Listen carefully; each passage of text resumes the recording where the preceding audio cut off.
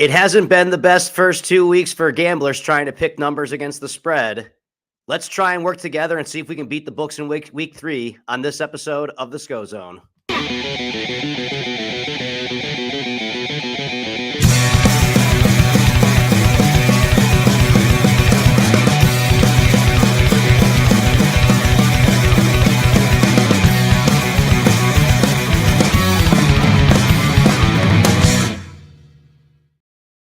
All right, everybody, welcome to the Scho-Zone. Your host, Ryan Schofield, coming at you live Wednesday afternoon from my little studio. It's not a fucking studio. It's my apartment, right? I'm in my fucking little living room area that I've converted into somewhat of a podcasting place. But anyways, welcome. Thank you for tuning in. I'm doing this one live. I was going to try and stream this one to Twitter, but apparently I have some more work to do on that one. Finally investing some money into this little podcast thing. If you notice, the StreamYard logo has now disappeared. $430 later, I now have the ability to not do everything I thought I was going to do. I thought I was going to be able to stream this one to Twitter as well. Apparently, I have to spend more money on that one. So we really need to figure out how to make some money, and that's what I'm here to do on this episode of the Scho-Zone. So week 3 coming up in the NFL. Now I'm going to start really trying to work on my picks, as I always kind of look at if you're picking games against the spread and you're picking them on Saturday and Sunday, you're a little bit behind the ball. No news that really comes out from now till then is really that relevant. Trust me, the people who know these things already really know. But we're going to kind of work together on this one, or I'm going to kind of show people how I arrive at some of my conclusions. I'm not some fucking math major that's here running spreadsheets and building models or anything. If you do that, then good for you. But there's many different ways to skin a cat. It's got a little tougher to do things the way that I do because the randomness of football has kind of increased because the numbers 3, 4, and 7 used to mean a lot more in the NFL. Now with the analytics movement and people changing when they go for 2 or kicking field goals or going, everything's just a little bit different. It's created a lot more randomness. And we're going to try to work through that together. Currently, right now, I am picking against the spread. I'm in that DraftKings season-long contest. It was a $50 buy, and I'm not quite ready to commit $500 to anything. I'm 5-5, which normally I wouldn't feel too good about, but I am like just outside the money in this pool because everybody's getting their teeth kicked in right now. There isn't a single person that has picked in the pool that I'm in that has picked both weeks that is 10-0 right now. And it's not likely that someone is going to go 10-0, but when you have enough people in something, the chances are it's possible. It's pretty rough. I mean, they were even saying, even like Circa, which runs the biggest pick'em contest, the top 5 picks last week against the spread all lost. And those are people that actually know what the fuck they're doing. So let's try and work together on this one and try and see if we can take down the books.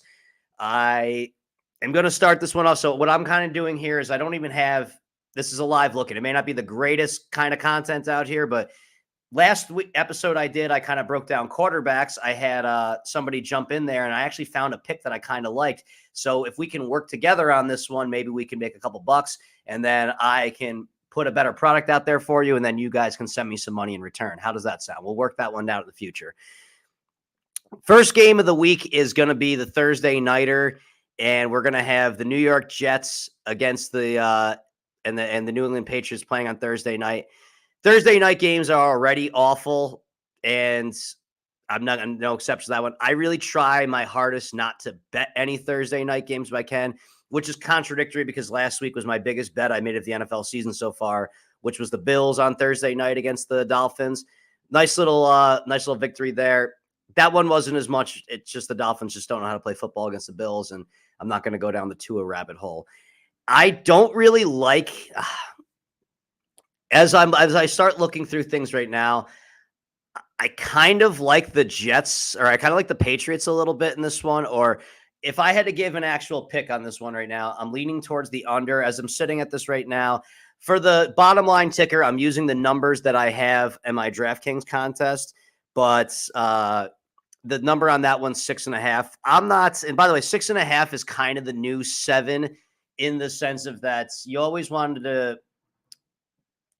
It just seems like with the backdoor touchdown being a different thing of that teams down 14 will now go for 2. So that 7 is not meaning the same unless I'm going to just stop talking so I sound like an idiot. Where I'm really looking at this game right now is I am really liking the under so far. Under of 39, which is, again, we have to kind of adjust our numbers. Normally that would be a terrible number, but one of the big themes of the NFL so far is that nobody can score. I'm looking at right now here the Patriots. They play an old, outdated style of football, I would say. It's defense and it's running the football. Looking through two box scores right now, they have had the time of possession advantage in both of their games. And I look at that the Jets have been giving up, they're getting gashed on the ground. And when you look at the strength of the Jets defense, I think it's in the secondary. I mean, they don't have a pass rush, but also they do have a good secondary. But that defensive line is doing shit. And the Texans or the Titans and the Seahawks have, or not, let's see, like mixing everything up here. The Titans and the 49ers both had tremendous success running the ball on them. And I don't believe either of those teams had much as the same level of success running the ball in their other games. So I kind of look at that. It might be a weakness there, which plays into the strength of the Patriots is that it seems like asking Jacoby Brissett to do as little as possible seems to be in their game plan. And asking, leaning on Ramondre Stevenson seems to be the key to victory. They're 1-1 right now, but lost in overtime. I think that's the way they want to go. Also, it looks like the Patriots are smart and they want to shorten the game. And that I think kind of leans into a little bit on the other side of things with the Jets is that nobody takes longer to run a play than Aaron Rodgers. And it's not because he's, he's very, very laid back. So laid back. If you watch that clip of the third down that he threw to Garrett Wilson, kudos to him. Or I've never seen somebody so calm and collected with 4 seconds on the play clock, walk up to adjust his protection, then drop back, take his snap, and then just casually throw a ball to where there isn't anybody remotely close, but trusting that Garrett Wilson was going to make it there. I think this is going to be a very, very shortened game because also on a Thursday night game, I don't think anyone wants to play any more than they really have to. With that being said, I can see a lot of running clock in this game. Back to the normal shitty Thursday night football game. Well, last week's game sucked too, but a shitty Thursday night football. I mean, the Jets have, just looking at the scoring numbers here, the Patriots have scored 16 and 20. The Jets have scored 24 and they've scored the first game they scored 17, was it maybe? I can have that up for you in a second here. Yeah, the Jets scored 19. So they have broken, where they're averaging. Patriots, not a big deal. So I think that the joke with Thursday Night Football is that first to 21 wins. That being said, I think that I like under 39. If you put a gun to my head, which I'm not sure if we could even say on YouTube so much, I'm going to say that I think I like the points on this one. I'm looking at 6 being the new 7 in the NFL, and I very, very rarely like to lay more than a touchdown here. So if I was going to give you my lean, I'm going the Patriots, but I think a bet that I'm actually going to fire on, and I'm actually going to write this one down, is the Jets and Jets. You know what? 2-team teaser on this one. The Pats moving them up to plus 12.5 and then under 45. I think that might be my play on that one. Doesn't help me out much against the spread. Before I go into further games, actually, what I'm going to say, what I really like on this one, and this is just a general strategy I think you can use on most every game that we're playing here. What is the objective we're trying to do as gamblers? Are we trying to pick the winner or are we trying to make money? Me, I'm just trying to fucking make some money. So there's a strategy that involves not picking the winner of a game. And it actually just, hear this strategy out. I employed it for the Super Bowl most recently. If I watched anything or if I post anything then. Most NFL football games are decided by less than 6 points. And for everyone that says, oh, it's coming close and they rig it for television, well, there's a way to capitalize on that. You can take, and I'm going to look this up just for this game as an example right now, and then I will not do it for every game, but just to illustrate a point here because it's pretty consistent throughout. There is a thing called index wagering where you can pick teams to win by certain amounts of points.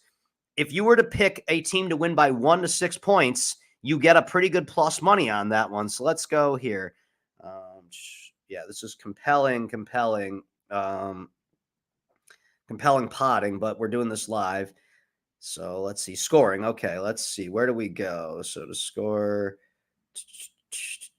winning margin right here. So Patriots to win by 1 to 6 points is plus 450. Jets to win by 1 to 6 points is plus 270. You could play them for the same amount and hope that the Patriots end up winning the game, or you could kind of try to find a way to get that equal points on your bets, risking equal amounts or risking to make the same amount. But basically, when I take plus 450 and I add plus 270 to that, I get plus 720. So I have taking both sides of that. If I get in there, I don't have to be perfect on this one. Last week, I think like 8 or 9 games were decided by 6 points or less. Using this strategy, there is money to be made. And me and a friend looked through last year. It seems to be a fairly consistent year-over-year winner. So if you ever just don't have a side on a team, just hope that there's a good game. Take the 1 to 6 on there. But I like this game to stay in that throb, and I think I like the Jets under on this one, and the Patriots if I had to. But on that 2-team teaser at 12.5 and under 45, I think we've got week 1 down there. Let's move this along. That took me like 10 minutes to do one game. Nobody's going to ever end up watching this or really following through if I keep going at that rate. Let's move on to our second game of the week as I travel around here. Denver, Tampa Bay. Again, you don't have to bet on games. Nobody makes you do this. That's kind of the way I feel on this one. Just looking here right now with 80% of the action, according to covers.com, being on the Bucks, I'll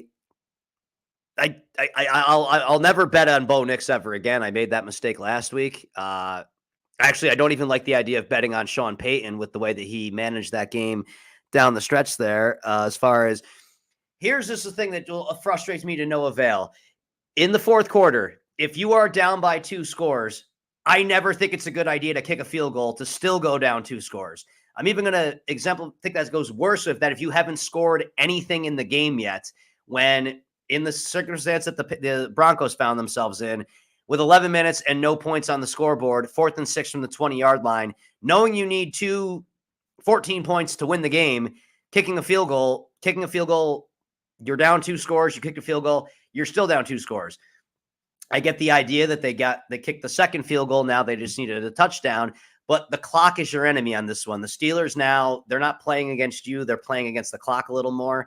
And especially when you're not going to onside kick down 13-6, I don't really think that, maybe the game has passed Sean Payton by a little bit. And, well, again, I just don't trust his quarterback situation. And when teams can sell out against the run on them, which it just doesn't look like it's looking good there. But am I really ready to lay that number? I mean, the Bucks were a full touchdown underdog last week almost against the Lions. So I think that there might be a little overreaction to them beating the Lions. And I don't want to touch this game if I don't have to, but I also would never, ever want to bet Bo Nix on the road. So let's just throw that game out of there. This next matchup up here is one that I think is really gonna have some head scratching here. We got the 2-0 Houston Texans laying 2.5 points at the 2-0 Minnesota Vikings. I'm just going to say, I don't know anybody that's really looking to bet the Vikings on this one. And actually, no, it looks like that they're taking the majority of the spread here. I could say this much is CJ Stroud looks like he's the best quarterback in the NFL. Or at least through 2 weeks. It just watching every other game that I watched and then seeing him, it just looked like he belonged in a different league. It was almost like everybody else I watched leading up to the Texans. And it was really just a couple throws. It just looked like that they were all college quarterbacks and that he was actually at that next level. And that comes after I just watched the game with Patrick Mahomes and Joe Burrow, by the way. 2.5. I have a hard time thinking people are lining up to bet the Vikings here. But they're a little banged up right now. But, actually, the Texans, let's see if they lose Joe Mixon. That could be kind of I didn't see what was on there. I should probably prepare a little more, but that's how the warts are. Where you're getting a behind the scenes look at how I arrive at my picks here. I'm probably just going to stay away from that game altogether. That's probably one of those classic. I just think 1 to 6 is the margin of victory on there. The next game, and this is going to be the 2-0 Chargers against the 2-0 Steelers, and under of 35.5. What the fucking hell? I mean, I've been arguing with people. This has been a fun one for me, is that I don't understand why people are so against the idea that the NFL sucks right now. I mean, there's how many numbers do we need to look at? Like I had some guy that, when people post about the lack of passing touchdowns, people are naturally going, oh, well, people are just running the ball in more. No, look at the fucking scores we've got going on now. Look at the over-unders that are being set. 35.5 on a fucking September afternoon in Pittsburgh. Is there a... That's what we normally have when there's a fucking driving snowstorm or wind or something like that. This is just two teams playing. I mean, I don't think that either team has a quarterback that has thrown for 200 yards in a game this year. And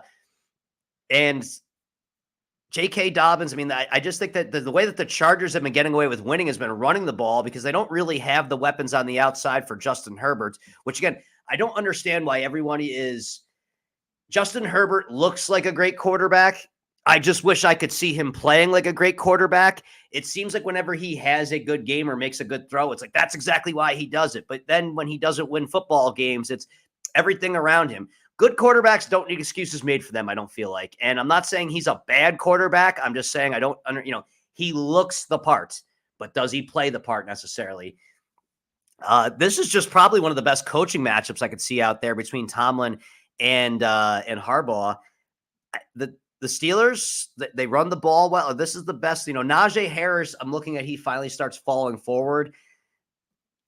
It's one of those of that the Chargers, it's tough to get a read on the Chargers as far as they beat the Raiders. Raiders then go in to beat the Ravens. And then they go in. I just kind of feel like that maybe we're a little too high on the Chargers after beating the Panthers. I mean, they didn't really play against the team with the way that Bryce Young was going on there. I can't pick anything on this game. I just don't want no part of it. This is wonderful, wonderful content here, but I'm trying to find 5 winners here for my pick 'em against the spread contest. Where are we going here? Philly, New Orleans. I got to imagine before the season started, Philly was favored in this game. And I do think we can take them down a notch because I mean, the New Orleans, it's at the point of that, as I said in the last show, is that picking against, you only have so many, you can only win once betting against a streak, but you can win a bunch following a streak. New Orleans has scored on every offensive possession, and they seem like that they have a little bit of versatility in how they do this. They seem to be some of the understanding that, this vaunted too high that can't be beat. Apparently, if you run the football, it sets up to take shots downfield. I don't know. That used to be how football was always played. It seems like that they're playing it that way. The Eagles are a mess, and their fucking coach is an idiot, just plain and simple. And the way that I just look at the end of that game is that it's a damned if you do, damned if you don't. Probably about 10 years ago, the Eagles would have done everything they could to go up 10 points on the Falcons, and then they just would have worried about what happened with that 10-point lead. Now we've got this whole, do we want to score? Do we want to run out the clock thing? We have this like chess match against the clock that we're playing with guys who are not chess players, okay? Football players are not exactly the most cerebral bunch, I must say. New Orleans, they are catching way too much money on this one. I don't want to bet the Eagles, but they might be the side on this one. Here's where we're going to go over here. Green Bay, Tennessee. I'm sorry, but Will Levis is the worst fucking quarterback I've seen. And actually, that's what I wanted to lean on before where I backtrack this one to the Jets game. The Jets have been a real sieve on defense. So I don't understand. I think that the Patriots, I think I'm talking myself into taking the Patriots plus 6.5 as much as I can't stand betting Thursday Night Football. The Jets, if not for Will Levis being the biggest fucking idiot playing quarterback in the NFL, I don't know if they win that game. They do have a great quarterback in Rodgers, but over under 36.5. I mean, this is anybody that wants to actually this will be the big takeaway from the show. Anyone that wants to say the NFL is not in trouble, I am counting 1, 2, 3, 4.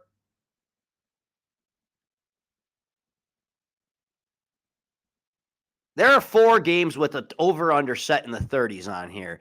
We maybe used to see one and a blue moon here and there. That's just not good. It's not a good product. It's just terrible football. I don't know why I'm betting on this shit. I should just pick the 1 to 6 and just call it a day as far as I'm concerned. But, gambling issues. What can I say? So let's see. What's going on here? Giants, Cleveland. I mean, does anybody want to have to? I don't even know who wants to watch any of these fucking games, let alone bet on them. I mean, over under 38.5.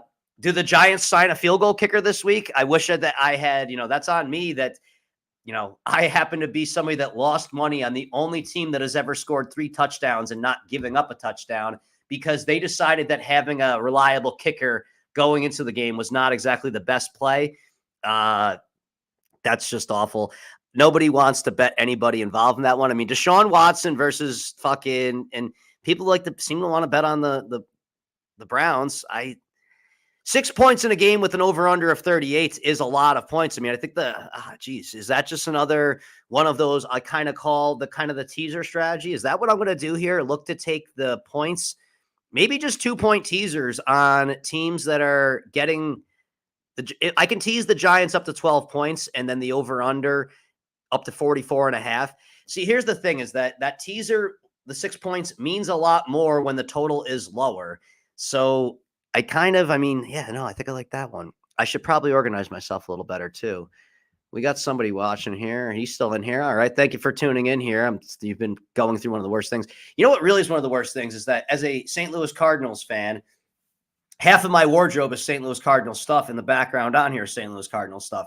Just can't wait for the fucking baseball season to be over with finally and actually start.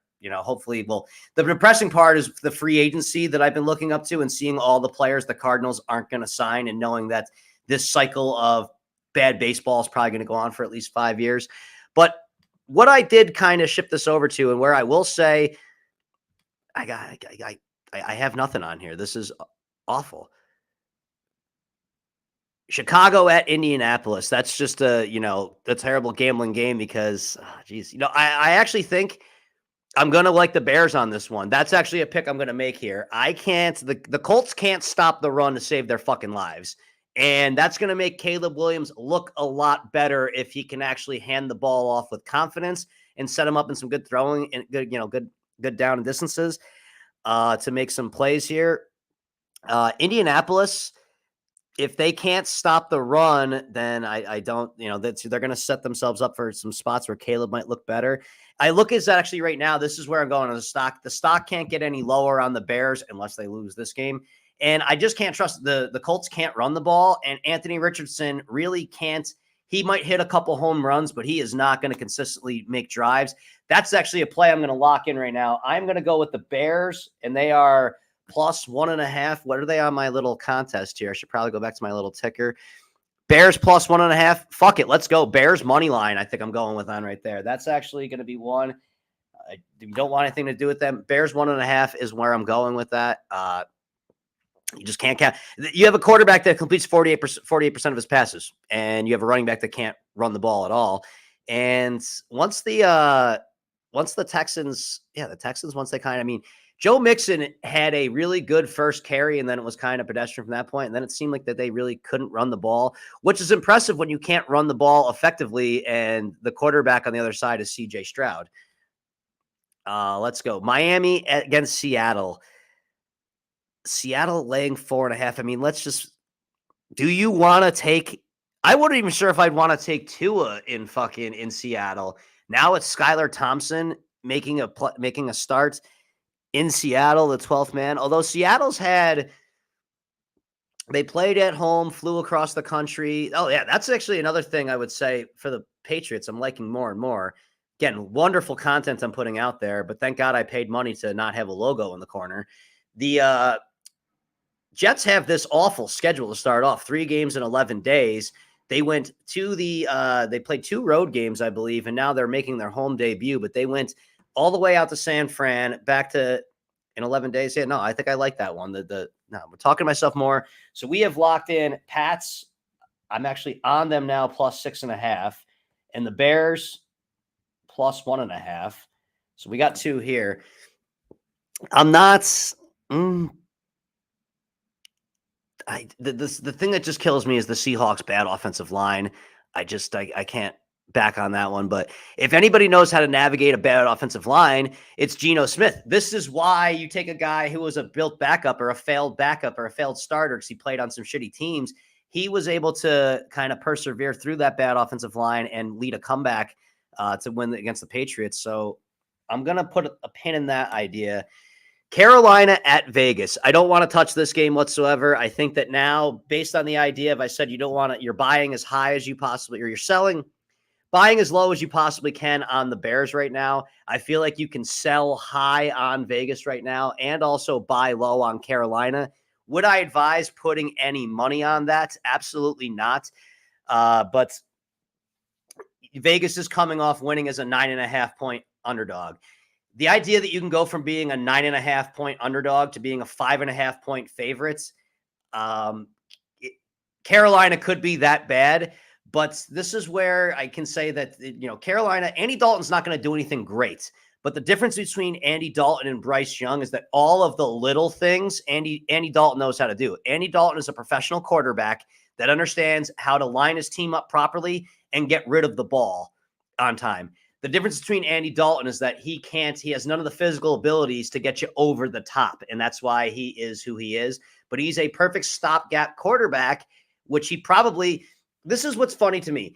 The Panthers coach says the reason that Andy Dalton is starting is that he gives us the best chance to win in week 3. If he gives you the best chance to win in week 3, I'm pretty sure he gave you the best chance to win in week 1.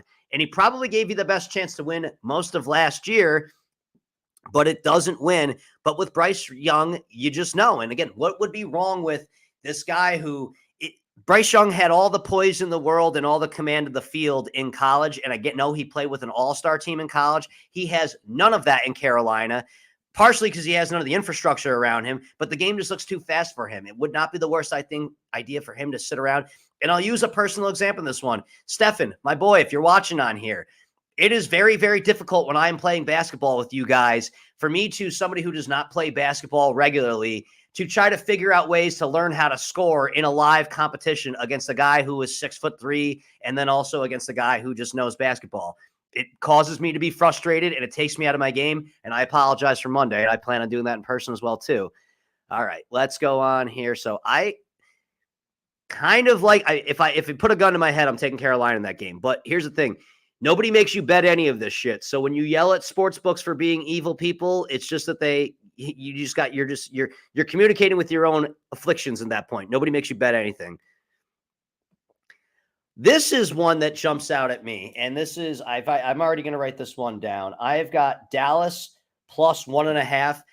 Realistically, those 1.5 points mean nothing to me. I am taking Dallas money line on Sunday.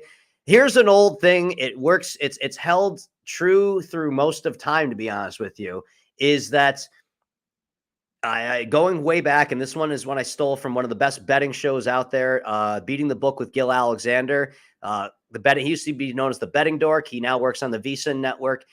Just really opened my mind and turned me into a much better.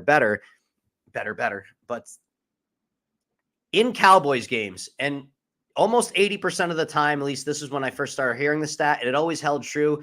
It was mostly a Tony Romo, Jason Garrett stat, but it seems to have transitioned well into the Dak Prescott, Mike McCarthy regime. If you just take the underdog with the points in a Dallas Cowboys game, it's like an 80% winner. And it makes all the sense in the world, because what do the Cowboys do? They will always lose these games that they should not lose, or at least perceived should not lose based on the spread. And I'm looking at last week as being one of them, where they were this big favorite. But then they will always have these games that they win against teams that you think that they should not beat. And that kind of confuses us as to how good are the Cowboys? Are they good? Are they not? And that's why we can continuously have memes about Dak Prescott and all that shit. I'm sorry, but the Ravens are a fucking train wreck. I mean, they have one wide receiver, no offensive line, a quarterback that's not really a great thrower of the football, and a running back who, unless he gets ahead of steam, he's kind of useless. I mean, Derrick Henry, he is very, very easy to bring down in the backfield. You watch it. It's when he gets to that second level and gets going, that's when he becomes, King Henry or whatever it is that they call him. The idea that, Lamar Jackson is obviously a great scrambling threat there. But as you saw, when there's a guy like Max Crosby on the other side, like last week, he can only evade you so much. And it seems like that keeping him in the pocket is a game plan out there. And let's put it this way. I always like the idea of taking a team coming off a blowout loss, because they are never going to be that bad 2 weeks in a row unless they're really just a bad team. And all we're hearing right now out of Dallas is, the Micah Parsons podcast kind of saying that, hey, like, we didn't show up last week, and, that usually means hell to be paid. So no team is as bad as they were last week. No team is as good as they were the week before. And Baltimore blew a game against a team they probably should not have blown a game against. And I just see that Dallas missed. They left points on the board all over there. I feel like that's a slam dunk right now. I'm writing that one in there. So Dallas plus 1.5. I need to get the 5 picks on this one. I'm at 3 right now, but I'm putting an asterisk next to the Patriots because Thursday Night Football is just really not a good money-making endeavor. As I say this, I also know that my biggest pick of the year was at Thursday night, but that was Bills over Dolphins. And any day of the week, there's always those lovely memes that they play. There are people that I'm friends with that are Bills fans post with Josh Allen with the do-rag and the cigarette in his mouth, and it's always kind of like him kind of talking like a gangster.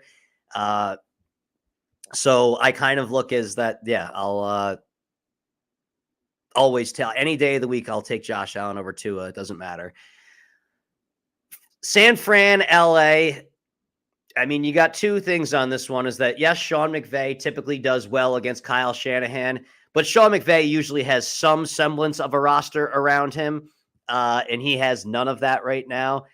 San Fran, kind of using that same logic, if I had to lean, I would take San Fran in this game, but also the Rams were as bad as they were last week. You're just never, I'll never lay more than a touchdown on the NFL on the road, and gun to my head, I would take the Rams, but I just don't want to bet this game at all. Really not in the slightest. Yeah. This is the one I'm going on here, and this is why I chose the thumbnail that I did. I do wear a bunch of Cardinals stuff. I might be transitioning my St. Louis Cardinals love in baseball to this season to my Arizona Cardinals love in football. I have a follower on here in the last episode. I think his name was Champy. He's an Arizona Cardinals fan, and he kind of said we put the league on alerts. I think that the Cardinals are on alerts, and I'm going to do the thing is I'm going to buy on the rumor and I'm going to sell on the news. So I had talked about the idea of the Arizona Cardinals to make the playoffs. I found what I believe to be the best number on that, and it was on DraftKings. You can get that at plus 240. You can also get them to win the NFC West at plus 750. Now, I would very, very lightly bet that NFC West. I mean, San Fran still is the class of that division. But them without Christian McCaffrey is a much different story. That's for sure. We've seen that through 2 games that they're not as explosive. Not having that big explosive playmaker out of the backfield, it means that now Brock Purdy has to labor down drives. And when that happens, when you have to run long drives consistently, what ends up happening, and you don't get those big chunk plays that they're used to getting, and McCaffrey makes such a nightmare for the defensive coordinator, it appears. All of these other little ancillary things, it seems to be much easier to defend. Basically, if they end up with a penalty or a negative play to start off early in the down, having Brock Purdy in 3rd and long seems to be a good recipe for success. So that being said, I'm kind of bouncing back from game to game here. But where I'm going with the Cardinals. I don't think the Niners are necessarily this slam dunk, and we always have the Super Bowl hangover. I mean, look at from year to year is that they made it one year or the Eagles last year made it. They started off hot, but would it shock me if the 49ers are not quite the team they were last year? Not at all. Arizona in this, we can't beat the 2 high safety, yada, yada, yada bullshit. I think you can with what Arizona has going on out there. Arizona, you have a nice shifty running quarterback who, when he is healthy, I don't necessarily love him, but he is a playmaker, and maybe he's finally maturing. Where I go on is that the reason you used to be able to beat these 2 high safety looks or just such a game changer, we saw Marvin Harrison Jr. and what he brings to the table last week. And I mean, he, again, against maybe a Rams team that isn't as good, but that's kind of where I go about against the Lions is that the Lions needed a little bit of luck to beat a Rams team that looks like it maybe isn't as good as we thought. And then they go out, and then here's how I look at this. Once the Lions lost to the Bucs, I had picked the Rams last week. I instantly did not feel very good about that, Bex. I'm like, maybe the Lions aren't as good as we said. And Dan Campbell was the one that even said this himself. He said, hey, it's probably going to be a setback this year. Jared Goff on the road, laying points in Arizona. I mean, this is now, if this game is played in Detroit, it used to be an old trick you used to be able to use in looking at games against the spread. It's not as much available to you right now. But it used to be the idea that home field advantage meant 3 points, all teams being equal. It's not quite that much. But when you see a team favored by 3 points on the road, it used to basically mean they're almost going to be a double-digit favorite at home. Would the Cardinals be a touchdown or more favorite against the Cardinals after losing as a touchdown or more favorite against the Bucs? I don't think so. I think there's a little bit of value on there. What I'm doing on this one is I think that I'm getting out ahead of this one, buying on the rumor and selling on the news, and I'm going to jump on the Arizona Cardinals. I could totally see the Arizona Cardinals just winning this game outright. I'm actually putting that in there, but I'll take the 3 points if they're going to give it to me in the spread contest. And if you're betting a team plus the points, you should be putting a little bit on the money line anyways. But Arizona +3 on that one. If they win this game, everything I just said, those numbers I just mentioned about +240 to make the playoffs and +750 to make the to win the NFC West. Because again, the NFC West, look at them. The Rams already done. The Seahawks can't block. That's not going to last very long for them. I mean, yes, they have a wonderful fantasy football team because you can name the players on the outside of them, but not really playing that great so far. And then the Niners, kind of a paper champion. Again, when you're betting something +750, you're not necessarily saying it's going to win. It's just that do I see an opportunity for them to win? And I do. But those numbers are going to drop considerably if they win. And then if they don't win, guess what? I'm just going to jump back in and bet them at an even better number and then go broke when the Cardinals suck, because that's kind of what happens in my life. But last year, I guess you could say for the Cardinals, I had bet the Cardinals to have the worst record in football last year. And I remember thinking, oh, they signed Josh Dodson off the streets or Josh Dobbs off the streets. That's always the sign of there. Cardinals were a fucking frisky team last year. Even in the games they didn't lose, they were competitive. And then they went from when I ended up just cashing out that bet and betting something else with it, I think they went on to have, a little bit of success throughout the season. And Jonathan Gannon being a defensive-minded coach, it seems like that the defense has kind of picked it up a little bit. I mean, the Rams didn't have a chance last week. It's tough to say because they also didn't have anybody on offense out there. But that week 1 game against the Bills looks a little different to me now, knowing what we know a little bit. This is the thing about as the NFL season goes on. We can peel layers of the onion, get a better idea of how these goes. And by week 6, I think we have a much better feeling of this one, bet how the week goes. My old expression with the NFL, I've got to lose $500 before I can make $1,000. Thankfully, I haven't lost $500. I always want to avoid losing that much, but let's run it along here. Kansas City, Atlanta. I don't think the Chiefs are very good. They're a defensive minded. They're controlled by their defense. Not going to go down this whole thing. I mean, they're not fair. I just don't. I don't like this game at all. I don't want to talk about this game. I'm not going to make a pick on it. You do what you want to do with it. This is a game pick that I really like, and as I'm looking at this, seeing everybody likes this, but I'm sorry. Jacksonville going into Buffalo and beating the Bills would absolutely blow my fucking mind. I think that I want to say they beat the Bills in a game they shouldn't have beat the Bills, maybe last year or 2 years ago. Look, the Bills, one thing that they do is that, especially at home, the teams that they should beat, they beat ahead. And of course, I'm saying that they didn't do that, but against the Cardinals, Bills win. They're bullies at home. They win by overwhelming margins. I'm sorry. Trevor Lawrence, I'm just done with it. If you're in as far into his career and we're still asking ourselves if he's any good, the answer is we know you're not good. So I'm just going to fucking just say, hey, fuck it. I'm laying the hammer with the Bills here. Buffalo -5 all day. I mean, you're touchdown just because when the Bills do go ahead, they do have a tendency to really put up defensive touchdowns. If the Bills get up by 2 scores, games get out of hand usually in Buffalo. And I could see that game being a 2-score game. The Bills coming off extended rest on this one. That's actually, I look as an underrated factor. And Jacksonville's just a mess. I mean, Trevor Lawrence just is not that good at quarterback. 0-7 in his last start. So that's actually my final one to go there.